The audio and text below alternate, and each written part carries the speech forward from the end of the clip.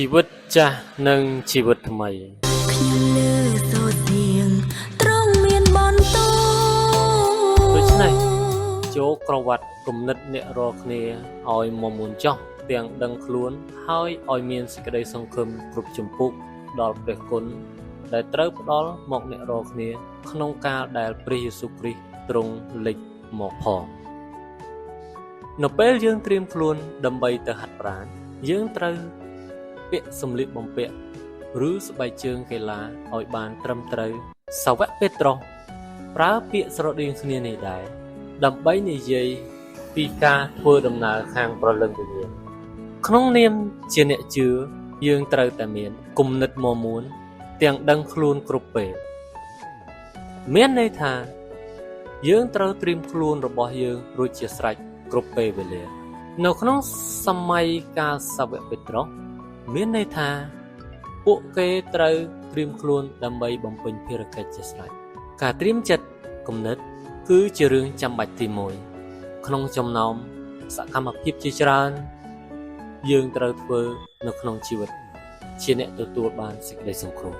បន្ទាប់មកពេត្រុសនិយាយថាយើងត្រូវមានសេចក្តីសង្ឃឹមគ្រប់ជំពូកដល់ព្រះគុណដែលបានផ្ដល់មកអ្នករាល់គ្នាក្នុងកាលដែលព្រះយេស៊ូវគ្រីស្ទទ្រង់លេចមកផងខ13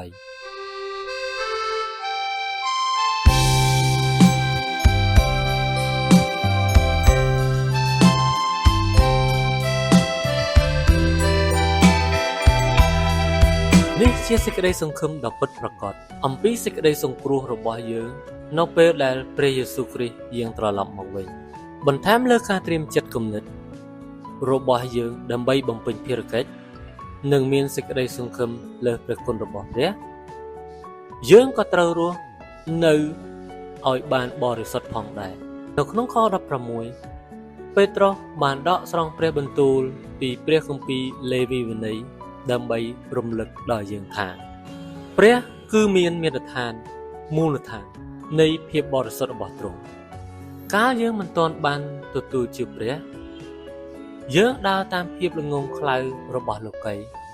និងនិស្ស័យនៃអំពើបាបក្រោយពីយើងកើតជាថ្មីខាងវិញ្ញាណមកយើងមិនគួរត្រាប់តាមគំនិតឬ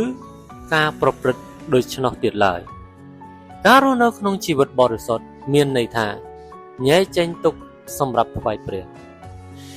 យើងនឹងក្លាយជាសមាជិកគ្រួសារថ្មីហើយដូច្នេះយើងត្រូវតែមានជីវិតថ្មីដែរឃើញបាឡើងព្រះវរបិតាឃើញព្រះវស្ត្រារបស់ព្រះអង្គព្រះនេវាជាការមិនត្រឹមត្រូវនោះទេបើយើងត្រឡប់ទៅរកផ្លូវនៃជីវិតចាស់ជាជាងព្យាយាមរស់ក្នុងជីវិតដែលសុចរិតនៅចំពោះព្រះនោះពិចារណាបន្ថែមគួរចំណាយពេលដើម្បីឆ្លុះបញ្ចាំងពីជីវិតចាស់និងជីវិតថ្មីដោយយោងលើព្រះគម្ពីរកូរិនថូសទី2ជំពូក5ខ17បើគ្មានព្រះយេស៊ូវគ្រីស្ទទេតើអ្នកមានជីវិតយ៉ាងដូចម្តេច